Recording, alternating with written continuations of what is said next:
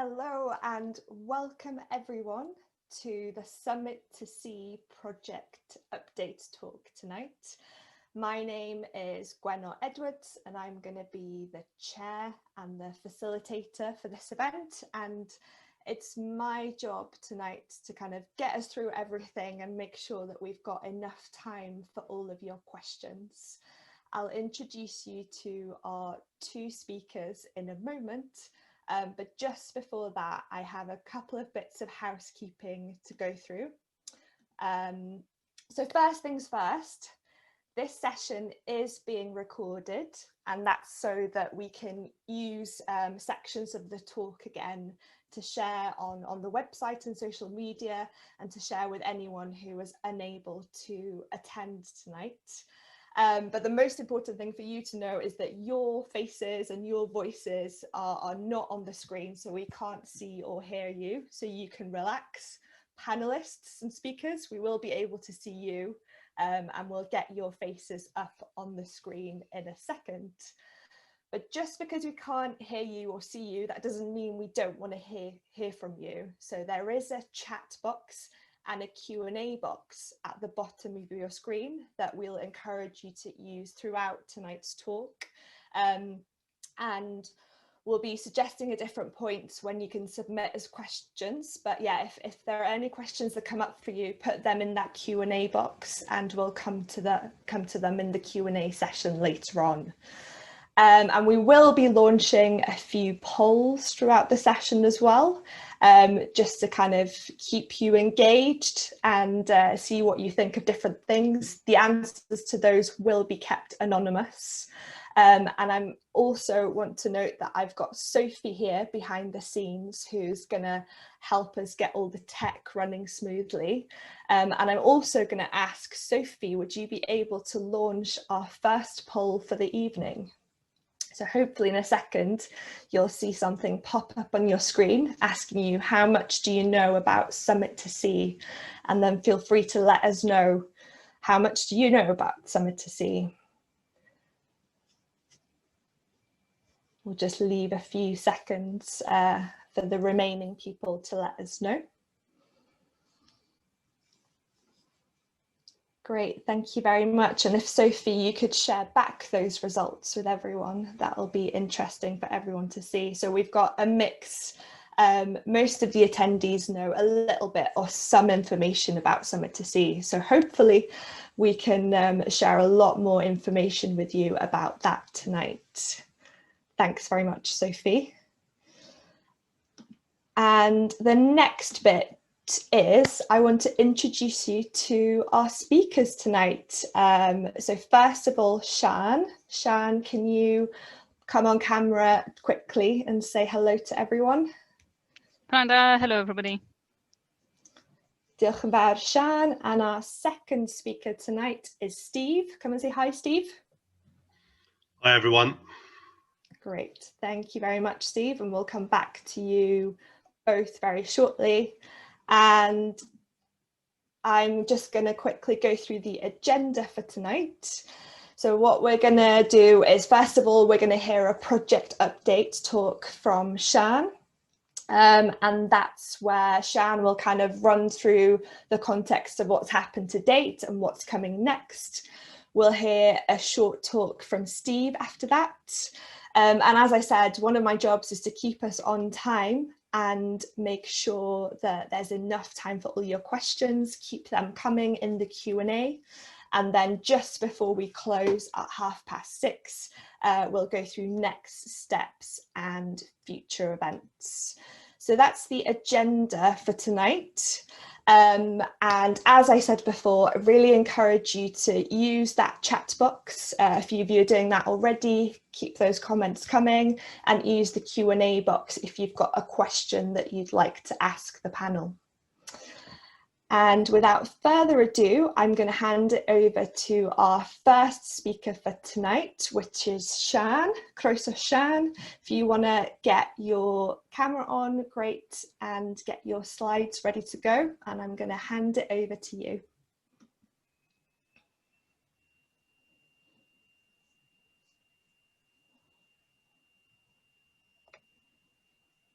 Lovely. Great, can see your slides.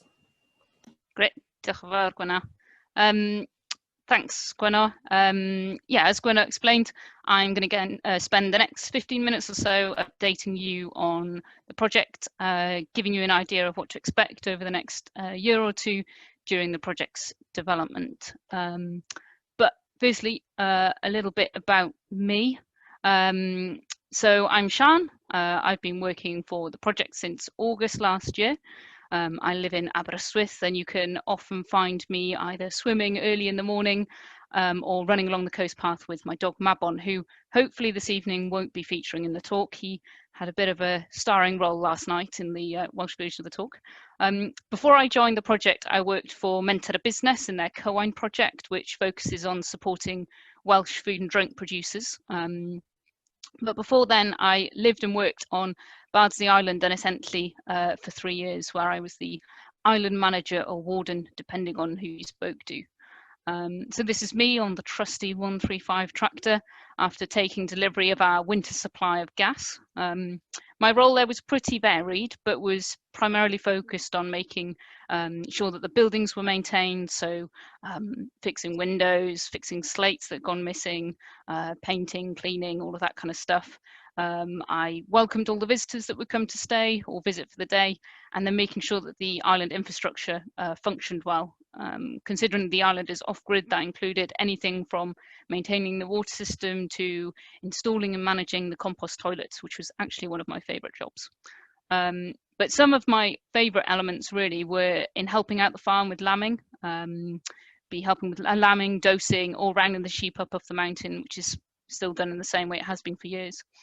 Bardsey isn't perfect by any means, but it's a pretty amazing example of somewhere that's trying to just get the balance right between farming, fishing, biodiversity, culture, history and tourism. But enough about me and Entley. I could probably talk about hours about Bardsey or the compost toilets, but don't worry, I won't. So what is the Summit to Sea project? In a nutshell, the project is about making this part of Wales even better for wildlife. And to do this, we need to look at it at a landscape scale and not only stop at the coast, but stretch out into the sea as well. So what do we mean by landscape scale? Well, we know that simply having pockets of good isn't enough really to make the difference that our future generations need. But we also know that there is a lot of good already happening in the area, and we should be celebrating that and looking at ways to link these things together. But before I go on, here are a few kind of key bits of information about the project. So it's now hosted by RSPB Cymru, who own and manage the Ynys Hir Reserve that's in this picture. RSPB Cymru have taken over from Rewilding Britain, who left the partnership in October last year. We currently have a number of other organisations who are supporting this phase of the project, which includes Montgomeryshire Wildlife Trust, the Woodland Trust, and Penllyn ar Sarnau, SAC, who will make sure that the project delivers on its funding objectives. You can see a full list of the organisations involved in the project on our website, and I think Gwenna is kindly going to post the link to this in the chat now. Part of the next stage is to establish a proper partnership for ongoing work and delivery. So during the development of the project, we are hoping to welcome more partners which represent the wide range of focuses from business and the economy to community and social impacts, as well as linking in with universities and other researchers to monitor the impact of a project like this. The project is funded by the Endangered Landscapes Programme, or ELP as I might refer to them later on. I think Gwenna's going to pop a link in about to their website now. Their aims are to restore natural ecological processes, species populations and habitats for a better and more sustainable future. They're signalling a shift away from the narrative of slowing declines and no net loss to a positive and creative conservation agenda in which the potential of our land and seas is recognised. We currently have 2 years of funding from the Endangered Landscapes Programme to specifically focus entirely on co-designing the project. So when I say co-designing, what we mean is that we're going to be working directly with people who manage the natural resources in the area, as well as others further afield stakeholders, to make sure that we design something that's both appropriate to the local ecological issues and challenges and the economy, as well as the communities here. This is a pretty unique position from a funding perspective, so we're really grateful that the funders ELP are continuing to support this approach. These are the shortened version of our funding objectives. You can read these in full on our website, and even if you're struggling to sleep, you can read the full application, which is available. I think Gwenna's going to pop the link in. Our focus is to design something with people who live and work in the area, as I mentioned, in response to the distinct ecological and economic issues and opportunities. At the end of this 2-year development phase, we'll aim to have a full strategic project to submit to a funder to enable us to deliver the ideas developed during this time. I'll let Steve later on talk a little bit more about the third objective, the nature-based enterprise element and nature-based supply chain, because that's really his area of expertise. This is, broadly speaking, the part of Mid Wales we're working in. Some of you may be on the call are very familiar with this part of Wales, but as you'll know, we've got swathes of forestry, some ancient Celtic forestry. We've got Croeso, the largest expanse of primary near natural raised bog in an estuarine context within the UK. Whew, that was a bit of a mouthful. We've got the highest peak in Mid Wales in Pumlummon. We're within an area of a marine special area of conservation, the Dyfi Estuary, and we have a whole patchwork of generally small-scale farms working with nature. The area is also, of course, within the UNESCO Dyfi Biosphere Site. To quote from one of my favourite books I've recently read, On the Red Hill by Mike Parker, the area also, of course, has threads of community, culture, language and history which crisscross every field, tree and stream, which are often invisible to the naked eye. We're interested in exploring what we can do to join up our efforts, achieve more than a list of one projects to really achieve impact at scale, which benefits wildlife and ecological resilience and sustainability. Personally, for me, what excites me about the project is the potential we have to work with such a wide range of landowners and natural resource users. This may not be the easiest way to run a project, but for me, that's where the project can really do something different and work across boundaries and potentially, hopefully, achieve real change. For me, I think of it more about having conversations than about conservation at this point. So how are we going to achieve this? This is a very sort of simplified version of what our project process is, and I'll just spend a few minutes talking through this. I'll break it down a bit.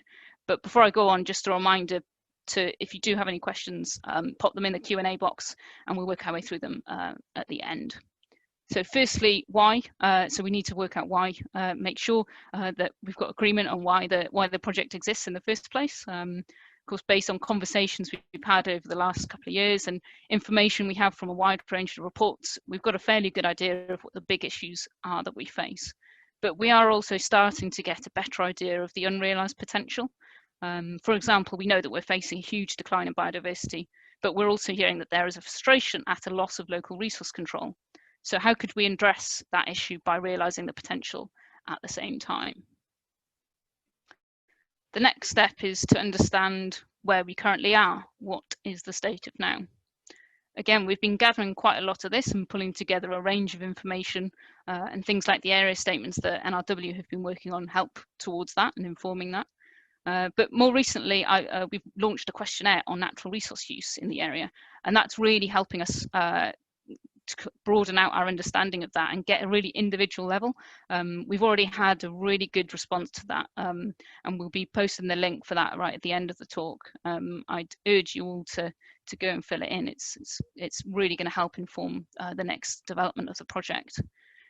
We've got such a high number of people living in the area whose livelihoods depend on the land or the sea that it's essential that we get our management of the natural resources right to safeguard their future livelihoods as well.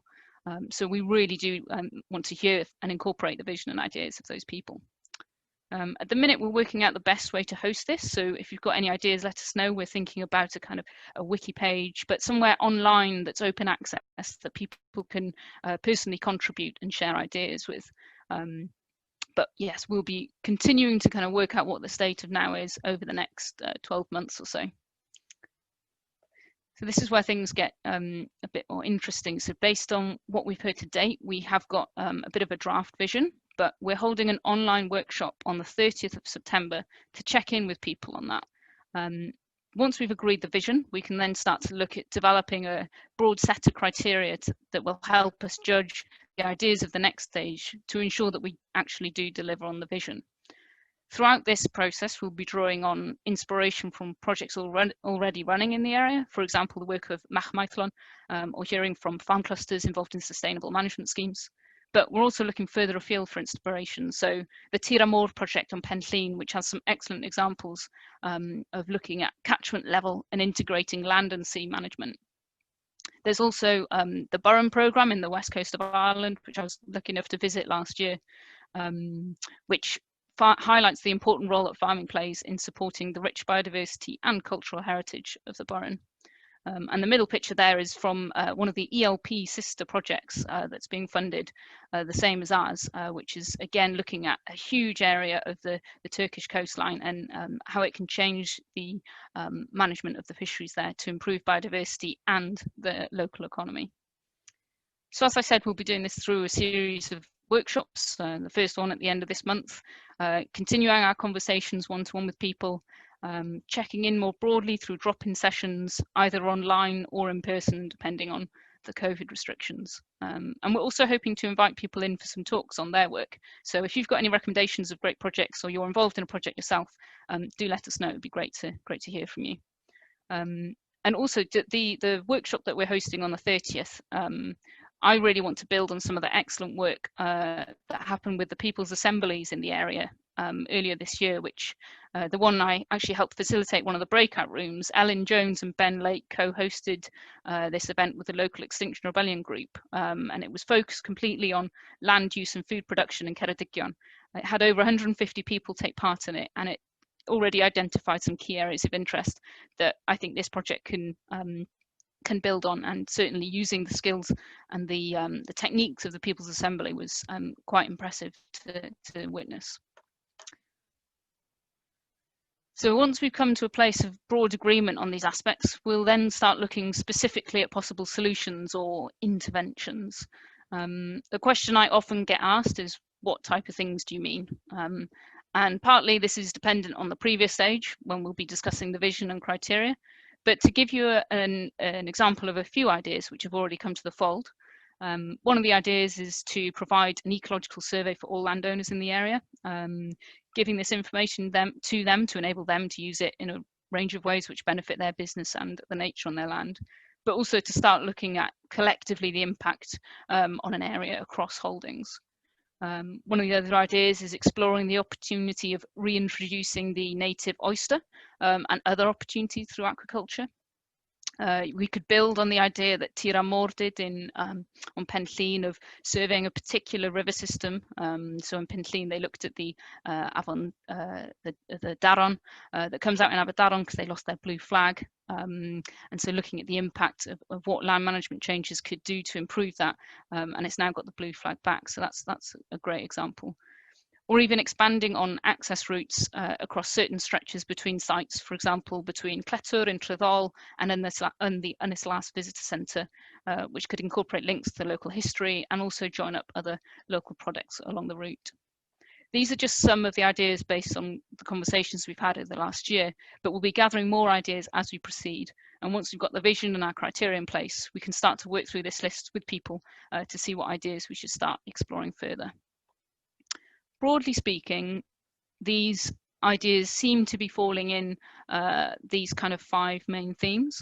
But again, we'll be looking at these during the workshop on the 30th to check in with people that they make sense, or if there are any additional ones that we've missed out. At which point we'll then be turning these solutions back into a plan. So that's this final yellow box to seek funding.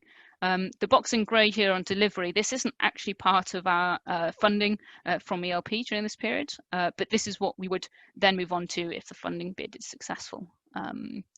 We'll be looking at doing all of this through these workshops, drop-ins and one-to-one conversations and online mapping tools, just making sure that we're engaging with everyone in the area. During this process, the governance of a full project will also be developed, and this will include new partners who may want to sit within governance itself, within delivery, or simply as supporters. So in summary, we want to hear about what the good ideas are that are already out there that we could be scaling up. We want to be exploring what the gaps are that need to be filled, and really looking at what a better, ecologically resilient and biodiverse future looks like in the area. Really, we want to look at what interventions are needed to help deliver that build on existing and individual projects that will help achieve real step change. And the really important bit is how you can get involved. So yeah, our natural resource use questionnaire is now live, and hopefully Gwenon's popping the link to that in the chat. We've also got registration open for our workshop on the 30th of September between 5:30 and 7. We are looking at potentially hosting this again, that workshop again, on a different date at a different time, because I appreciate that this time of day isn't the best for a lot of people, but is working for some. So if you are interested on joining that, but the timing's not great, do let us know, and there's also a chance in the questionnaire for you to let us know that as well. Alternatively, feel free to drop me an email. I'm always up for a chat, normally with a paned and some parabrief, but sadly I think it will be online or over the phone for most of the time at the minute. And I think that's about it. So thank you, Gwenna. Lovely. Diolch yn fawr iawn, Siân. Thank you, Siân.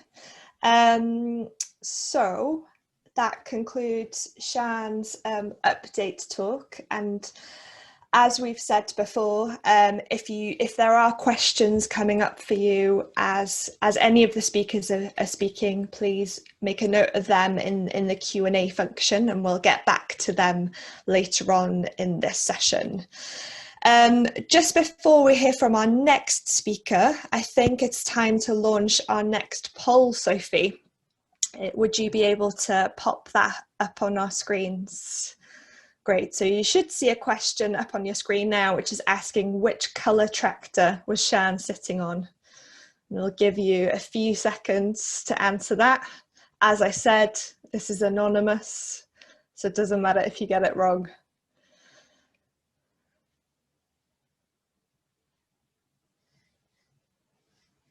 Great, thank you very much. Sophie, would you be able to share those results with us? And I'm going to quickly ask Siân to come back. Siân, what colour tractor were you sitting on? I was on the red 135 tractor, but I did have the green buggy as well, but it was the tractor in this one. Okay, great. So yeah, most of you were paying attention, so well done on that. Okay, so next, we'll stop that poll, and we are going to hear from our next speaker tonight, which is Steve. I'll ask you, Steve, to turn your camera on and unmute yourself, and we'll hear a few minutes from you about why you're involved and why this is exciting. And as I said before, Steve, just let me know when you want me to move on to the next slide, and I can do that for you. Over to you. Lovely, thanks very much. So yeah, I'm asked really just to say what my role is within the project and why I'm here. And so you don't have to sit looking at me too long, maybe just flick on to the next slide straight away. So I've got a bit of an eclectic, strange mixed background, but it's mainly in land management.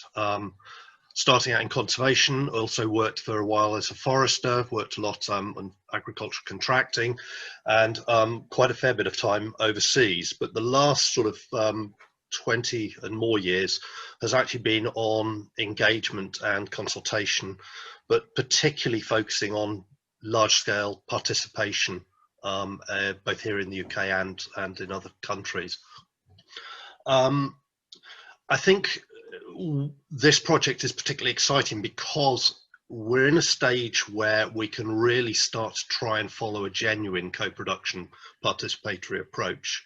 And that's what this first stage is starting to enable us to sort of establish. But I don't think you should see it just as a project, it's really a process.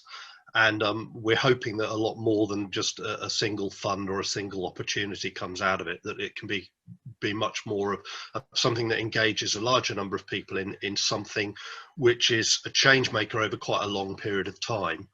And as Siân says, builds on the values and the needs and the opportunities within the local area. And both Siân and I very much sort of focus on this benefit to build on what is already good, rather than sort of trying to find the things that aren't working. Let's focus on what is and try and build on it.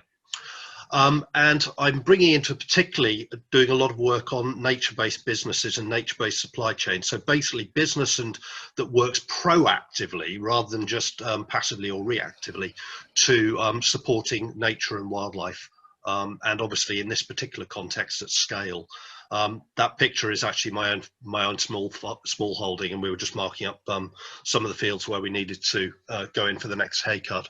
But the point being that we've got some real opportunities in Mid Wales to make more of our nature-based business. The supply chains have broken. A lot of the supply, it's very difficult to buy leather locally. It's in some places quite difficult to even buy lamb, which starts to become completely ridiculous. And if we're going to really sort of achieve something, we need to be working in a way that thinks about that business. Do you want to go to the next slide? And I'm not even going to bother trying to read that out. It's a quote from me waffling on at one point or another. But it was really just, I feel very strongly that we need to take a human ecology approach to all of these types of these processes. And a lot of the time when you're looking at environmental, ecological sustainability, you kind of end up in this crux question: is it people in or people out? And I'm very much of the school that says it's people in. We have shaped over time the ecological systems that you see today. And I think we have to understand and accept that, and we have to think about how does that then move forward. And critical to that is how we use those resources, and as part of that is, or a significant part of that is, how we then trade those resources. So unless we're really starting to look at the nature-based economy, we're not really ever going to create a long-term benefit for the wildlife. We're constantly going to be coming in doing sort of sticking plaster exercises with grant-funded short-term interventions. So critical part of what we're trying to look at within the strategy is this underpinning, if you like, long-term economic opportunity, as well as the ecological and social and other benefits. I think that's it. Lovely. Thank you very much, Steve. So as before, if you've got any specific questions about what Steve shared, you can pop those in the chat as well. And in the Q&A box. I think the next section of this evening is going to be our Q&A. Well, there'll be a chance to share some of the questions that have already come in over the past couple of weeks via email, and some of the questions from you tonight. But just before we go on and do that, I know there's been a lot of information to take in. I'm just going to give everyone just a minute to pause and think about what questions they would like to ask Siân and Steve tonight. And when you're ready to do that, you can pop that in the Q&A box, and we'll get through as many as we can before the end of this evening. And just whilst we're giving everyone a moment to think, if Steve, you want to come back on, and we'll have you and Siân on screen for the Q&A. Great. So I think we'll start with a question that's come through to us via email over the last week or so. And that question is designation for the wider area as an AONB or NP likely to help the project? And here's a test of how well I know my acronyms: area of natural beauty or national park. Did I get that right? That's the first question. And yeah, pretty good, Gwenelle. Yeah, area of outstanding natural beauty. I'm not really sure if I have a proper answer to this, other than to say that I think it's probably a bit too early in this project's development to look at things like that. But you know, we are within the Dovey biosphere as well, the UNESCO site, which is fantastic and goes to show what we already have here. But yeah, I might throw that one over to Steve as well if you've got any additional points on that. No, I think it's definitely too early to be talking about designations in any form. But I would also add to that in terms of thinking about this process approach and a way of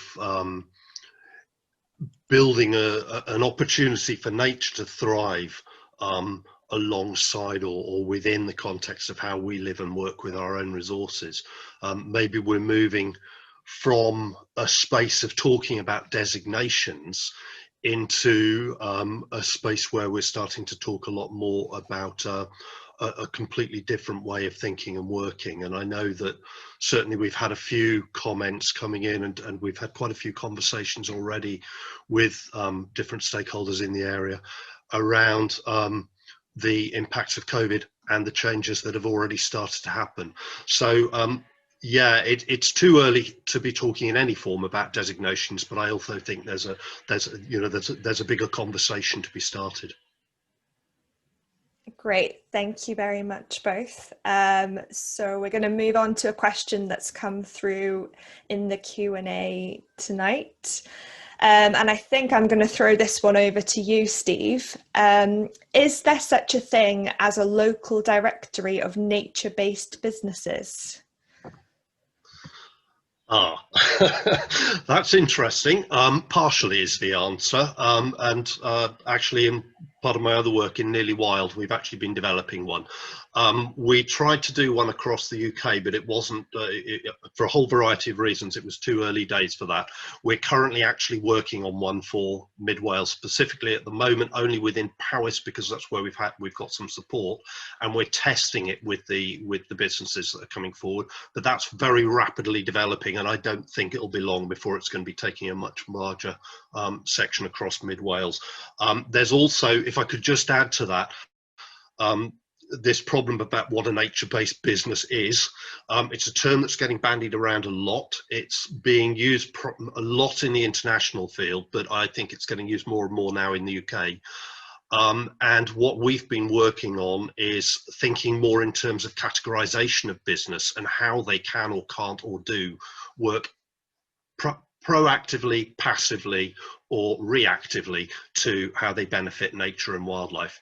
So yeah, there's a lot more going on that. It's something that we're starting to develop and take, and also obviously doing within my role, supporting the Summit to Sea project, as well as what we're doing within Nearly Wild. Great, thanks, Steve. I'm also going to move on to another question that's come through tonight. And I think I'll ask you, Siân, to start off with this one. What opportunities do you see the post-CAP Common Agricultural Policy farm support regime offering to achieve the project's objectives? And the person asking the question is acknowledging that there's still ongoing consultation on that. So what opportunities do you see the post-CAP farm support regime offering?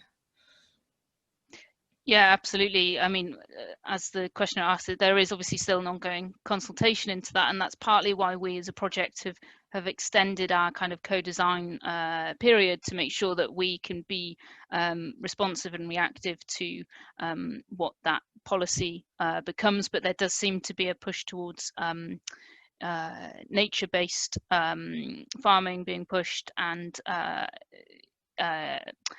agri-environment schemes. So hopefully there's a way that that kind of links up perfectly with this project, and ways in which we can help, either help in terms of preparing towards that, or plugging any gaps between that. Steve, I'm sure your stuff on this would be good as well.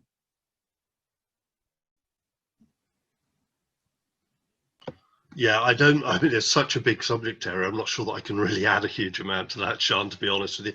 I mean, I think that the exciting thing is that we're starting to develop some good conversations within the farming community, and hopefully that can continue to build, because this isn't going to be a one-hit wonder, and whatever comes out of any new agricultural support process is going to be things that can then be built upon and supported further. So I think it's really continuing to be part of that ongoing conversation, watch very carefully, and try and support the people who are involved in it to then work out what the next lot of gaps are, the next lot of opportunities, because it's a continually rolling process. Thanks both. So there's lots of questions coming in, which is great. Keep them coming. And one thing that I didn't mention earlier is if we don't get a chance to come round to your question, if we run out of time, we will be answering all of these up on the website within the next couple of weeks. So yeah, just keep them coming until the end of this session. I'm going to move on to another question now. Which is, will you develop marketing tools, for example, a brand or a logo for businesses that work in the way that you described earlier, Steve? Are there any plans for that? I think just to initially kick off on that one, Steve, these are things that might come out through the co-design process, essentially. If that's something that there's a gap that needs filling, I know that there are a number of organisations and projects working in the area on some of that stuff. You look at Cambrian Mountains Initiative and the W Biosphere themselves. So I think there's ways of linking in with what's already been done and building on that. And if there are any gaps, then yeah, that might be something that that comes out through this process. Anything to add, Steve, or shall I move on? No, I think, Siân, I'll answer the bulk of it. There's always nuance detail. So yeah, let's move on. Great, thank you. I'm going to attempt to combine two questions here because they're on a similar theme.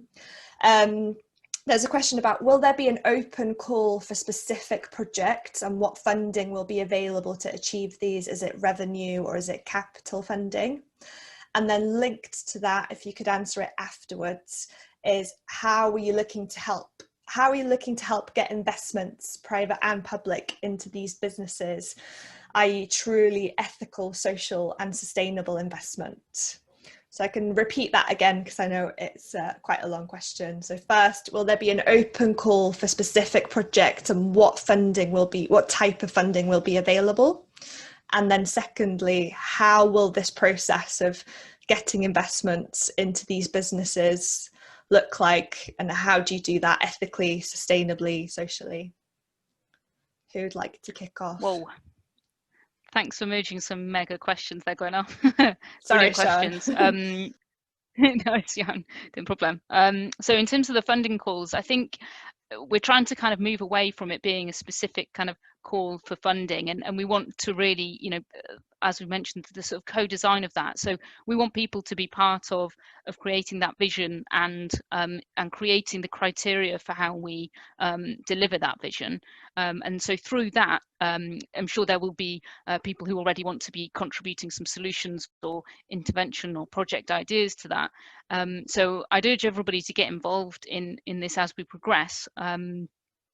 So I think that it's not kind of a clear-cut answer, but I think we prefer to kind of work with people and co-design something than say, right, we've got a grant pot and we're open for project proposals, because we need to look at it strategically, and that's, I think, how we'll be able to do that. And then in terms of the Steve, do you want to add to that before I go on to the next one? No, I was going to say, I think that's absolutely the key in there, Siân, and maybe if I could just add to it in a sense that many large-scale landscape projects go down this route of, can you just put in some proposals for projects that you want to put forward? Actually, what you end up with is a portfolio of one-off projects. You don't actually genuinely end up with things that are going to create impact at scale, and it's very often the gaps between the individual interventions or the opportunities for collaboration that fall out and don't end up happening. So by going through a process of saying, come on, look, what are the ideas out there? Let's start to get those in place, or look at what they need. and then how could they actually fit together to create something that's going to have genuine impact at scale? Because otherwise it's not going to look any different to many other funded processes with multiple projects happening that actually really in truth don't join together. Yeah, definitely. And I think the kind of talking about connectivity and connectivity between land and sea, but also between habitats, and trying to look at projects that aren't just, you know, I think the SMS schemes, the sustainable management schemes, and the clustering of farms is a really interesting and kind of great starting example to look at, because that has a wider impact from that. And then taking on the big question of looking at getting investments in both private and public, and yeah, I think that, you know, the truly ethical, social and sustainable investment is really interesting. And one of the organisations that's involved in the project, the Montgomeryshire Wildlife Trust, are doing a bit of work on this in their Pumlummon project. So there are certainly some elements that we could be exploring with that. And I think particularly, you know, with the, what may come out of green recovery, there's certainly some opportunities hopefully on the horizon that this project, along with, you know, many others, can start to look at. It might be one of the other kind of support mechanisms in the future for this part of the world. Thanks, both of you. And now on to our next question. Do you have any plans to collaborate with the university? There's so much potential for student projects, undergraduate, masters, even PhDs in the next stage, maybe post 2022. Yeah, absolutely. I've been talking to a number of people in Aberystwyth University, and if the person that's asked that question is from the university, get in touch with me because I'd love to talk to you. But there's fantastic amount of stuff going on in Aberystwyth University as our kind of local hub, particularly with the IBERs as well. But you know, we're also lucky enough to have CAT kind of fringing on the project area as well. So I think the Centre for Alternative Technology, and they've got a postgrad school as well. But also Bangor University have been involved in some of the earlier parts of the project as well. So it's absolutely vital that we link in with that and provide opportunities for students and for the research, the monitoring and evaluation of the project as well will be really key as well. So it'd be great to work together with those institutions. Thanks, Siân. The next question that we've got for you is, do you have any priority species that you're specifically focusing on as part of this landscape scale transformation? And if so, how will they benefit the objectives and the vision for this project? Do you want me to repeat that? Or did you catch it? I think I've got that. Diolch, Gwenna. Yeah, that's another excellent question. Again, I don't think I've got a straightforward answer to that because it does depend on what comes out of the process. But there's certainly a lot of discussion to be had around. I mean, you look at really successful reintroductions such as the pine marten project. That's been really successful, and that's also contributed to a reduction in the grey squirrels, which by default has helped the red squirrel population. So there's certainly a lot of things that we can explore in that. There's also interest in the area around beaver reintroduction. That's not always completely popular, but I think it's definitely as a species that can contribute towards managing our ecosystems, providing an ecosystem service. It's certainly part of the picture of what we'll be exploring over the next few months. Steve, do you have any extra bits on that? I was just going to say, I think as Siân says, we don't know yet. We haven't sort of necessarily said any specific species, but I think it's really important to think that the core behind the project and the sort of the vision that's emerging is one of connected and resilient ecological systems, and that's less about individual species and it's more about the connectivity and the porosity of the way that system works. And a lot of what's broken down, it's like you've taken out lots of pieces, or they're pieces that are not connected as they should be to function properly. And without that, you could put species back in, or you could focus on particular species and they'll just die off again, or they'll go back to the same problems they had before. So it's about trying to look at it in.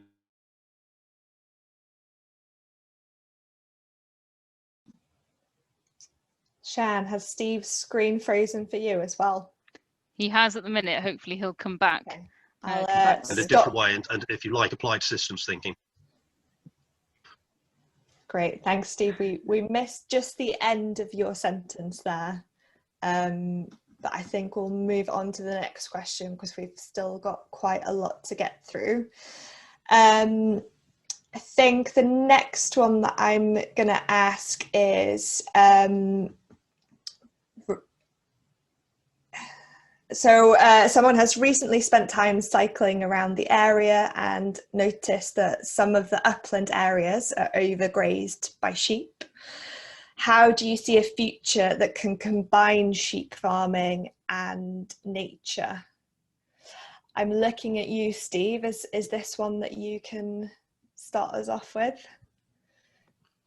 I'm just thinking about a lot of conversations or with a cup of tea around the table with farming friends on this.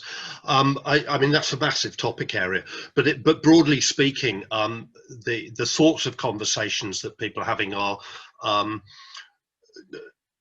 when is the judgment call on the right number of sheep, and what does overgrazing or undergrazing actually mean?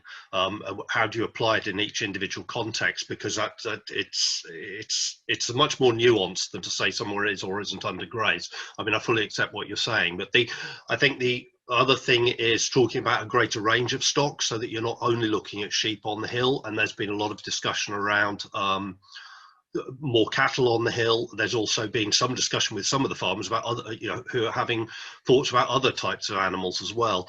And there's also the heritage of the breeds and the diversity, if you like, of the genetic stock of the breeds themselves. So there's a whole variety of things that go on there. Alongside that, you've got the actual management of the land and the grazing and how that's happening into the future. So broadly speaking, in answer to the question of how can nature and sheep farming go together, very easily is the answer. It just is. It's again about an interaction between a number of activities, and effectively, if you think about it, what you're doing with sheep is cropping the grazing herd. And what would native grazing herds be? Well, they wouldn't be sheep necessarily, but be quite a broad diversity. So I think there's lots of nuances, lots of answers to that, and it's going to need a number of different thoughts and different applications on different types of holding. I could spend an awful lot of time on this one, so I think probably move on. And we've just had a comment in the chat from someone who's saying that they think overgrazing could be defined as a suppression of the naturally occurring vegetation. And I was wondering if either of you just wanted to respond to that comment.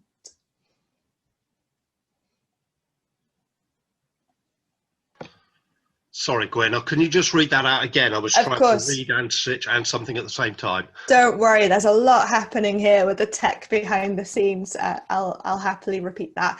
It was just that someone, whilst you were speaking, Steve, said that they think overgrazing could be defined as a suppression of the naturally occurring vegetation. And I just wanted to make note of that and see if you had a response. Yes and no. Yes, I think that's partially true. The naturally occurring vegetation, I mean, we get back into this thing about how much are people part of the system and how much are they not. If you've got excessive grazing by a particular type of animal on a particular area, yes, you are going to hit certain species more than you're going to hit others, and therefore you will suppress them. In the same way, if you mow your lawn, you're going to change the species and so on. So yeah, I wouldn't disagree with that. I think that there's a question. The question in there is this thing about overgrazing, and I mean, if I think about it on my own, if I looked at my own livestock, then you'd be saying, I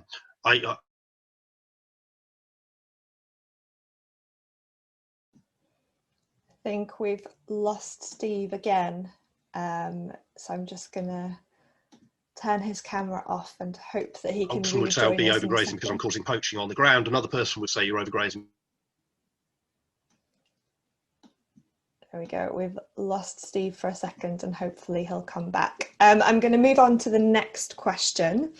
We've just got time for maybe 2 more, so I'm going to try and squeeze them in. And the question that we've got is, can RSPB's landscape scale ecological restoration project around Brno be used as a model for similar work in the Summit to Sea area? And I can see that we've got Steve back now. Can you give me a thumbs up if it's all good with you? Perfect. I think, Siân, you had that question, didn't you? Yeah, brilliant. You happy Thanks. to take that one? Yeah, thanks, Gunnar. Yeah, absolutely. I think the project's very lucky to have RSPB Cymru as the hosts for this phase of the project, because they're very experienced in landscape scale projects, Lake Vyrnwy being one of them, but also the Living Levels projects down in Gwent is another good example. Again, I think the Tir Amor project on Penllyn is a great example, and then we've also got the Living Landscapes project within the Wildlife Trusts and the various treescape projects that Woodland Trust are leading on at the minute, and they're one of our sort of supporters of the project as well. So there's quite a lot of other projects that we can definitely learn from. So it will be great to get their input into the development. Thanks, Siân. And I think we've got time for one final one, which I've left towards the end because we started talking about this in an earlier question. And the question is, are you able to plug into any agri-environmental schemes to push for nature-based food production systems? And I know we started to touch on this already, but specifically around those food production systems. Yes, in the sense of, depending on how the schemes develop, the project can look at those and work out how we can support resource users in the area, and how those schemes affect the range of land and sea users, so not just farmers but foresters as well, or other kind of landowners in the area or tenants. But yes, I think food production systems are definitely still something that we need to be looking at, and that's certainly a theme that came out of the People's Assembly that was hosted a few months ago, was looking at how do we continue or change our food production over the coming years to be more resilient, also changing crops or growing dependent on the changing climate. So there's quite a lot of work into that going on in the area. IBA's the classic example of some places that are looking into that, as well as other organisations. And there's a mixed farming project that Dyfi, as part of the Dyfi Biosphere, are looking into that as well, which is really interesting, just looking at in history how the land was managed and how different crops were grown, and there was more of a mixed farming element, and what that might look like in the future for people. I hope that answered the question, if that's how I interpreted it. You can always let us know in the Q&A box if that wasn't quite the right answer to that question, but we'll assume so for now. I think that is all the time that we've got for questions. We're getting very close to past. So before we wrap up, Siân, I'm going to ask you to let us know a bit more about what's coming next. Thanks, Gwenno. Yeah, so as I've mentioned, the workshop on the 30th is our kind of proper kicking off period. So if you're able to come on that night, do register. The registration is now live. If you can't make that date but you're interested in being part of that, do drop us an email, because we'll be looking at the best time that fits other people. And then the natural resource questionnaire, it's already coming up with some really interesting responses. We've got people responding who are landowners or tenants in the area, and hearing about how they're managing their land. We're also getting some interesting responses about people whose income depend on the natural resources, from a photographer who uses it for landscape photography, livestock rearing, tourism, an outdoor instructor, growing veg for a local organic veg box scheme, as well as doing firewood. So it's already kind of proving that point of how many people in the area are quite dependent on the natural resource, which is really interesting and is going to play a really important part in the development of the project, which I'm getting increasingly excited about. Lovely, thank you very much, Siân. And I think that's all we've got to share tonight, isn't it? And we'll take this moment to thank you all for attending, and to reiterate that it would be really nice to meet you and see and hear from you if you are able to join that workshop on the 30th.